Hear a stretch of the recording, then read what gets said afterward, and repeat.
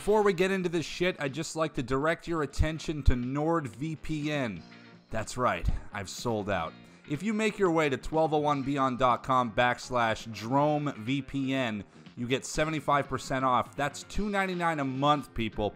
Why is a VPN important if you follow the sort of content I produce? Region-locked content. A lot of the Z-grade bargain bin trash films that I cover can be hard to find and sometimes even harder to view. Get strapped with a VPN and watch exploitation cinema with ease. That's 1201beyond.com/DromeVPN. All right, let's get on with it.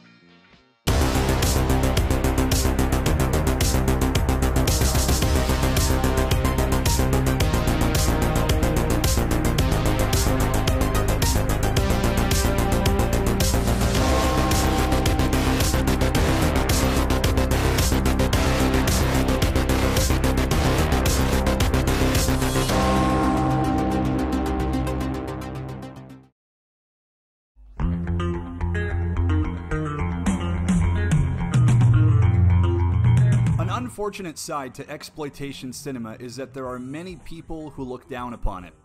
People who automatically classify it as tasteless and horrible, poorly made and talentless. What bothers me about this is that there are many people who never in their lives will acknowledge that a lot of mainstream modern blockbuster films were inspired by a lot of these films. Here's an example just off the top of my head. The 2010 film directed by Ben Affleck, The Town. This film was incredibly well received, and for good reason. It's pretty awesome, and won 9 awards. Let's try to think of some other mainstream tough-on-crime films that have been very well received by the general public. Films like Point Break, Die Hard, Death Wish, and Dirty Harry.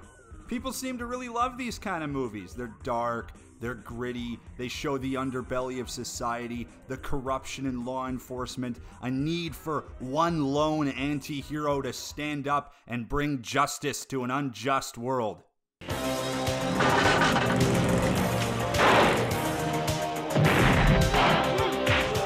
In the late 70s and early 80s, these films were beginning to absolutely boom in the United States. It's honestly hard to count how many crime thrillers and vigilante films would be coming out. Stallone is Cobra.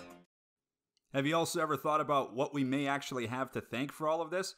Well, I personally believe that it's from an exploitation genre known as poliziotteschi, which can be translated to Italo crime or just Italian crime movie. These date back as far as the early 70s, mid-60s, and even late 50s. And I gotta tell you, they're fan-bloody-tastic. Just the names alone are some of the most awesome things ever. Live like a cop, die like a man. Violent beast with a gun. Shoot first, die later. These films feature beautiful cinematography, really cool early synth mixed with orchestral scores, and some badass performances from the likes of Franco Nero, Richard Harrison, and even some early Charles Bronson. And of course, some very recognizable names in the exploitation directing world, many of which are names that I frequently mention on this channel. In 1974, Enzo Castellari directed Street Law. Enzo, of course, is also widely known for his awesome Mad Max knockoff flicks like Bronx Warriors and Warriors of the Wasteland. In 1976, Ruggero Deodato directed Live Like a Cop, Die Like a Man. Ruggero is the cannibal Holocaust guy. Nuff said. And in 1980, a little bit later in the subgenre, Lucio Zombie Fulci directed the amazingly sleazy Contraband. Something that at least warms my heart is that there are indeed filmmakers out there that love this subgenre and are making films in homage. In 2010, the same year as The Town, see how popular these films still are? A little movie called Faster, starring Dwayne "The Rock" Johnson and directed by George Tillman Jr. came out. And it is a total love letter to the poliziotteschi genre, even featuring music from the 1974 Franco Nero flick Street Law as its opening theme.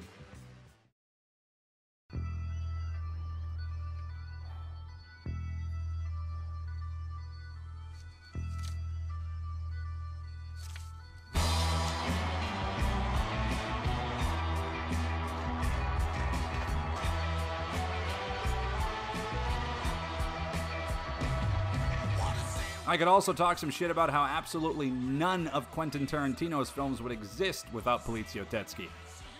Well, honestly, that's probably all that needs to be said about that. Here's hoping that this has given you some insight into a really great subgenre to check out, or if you were just happy to see some of your favorites get mentioned.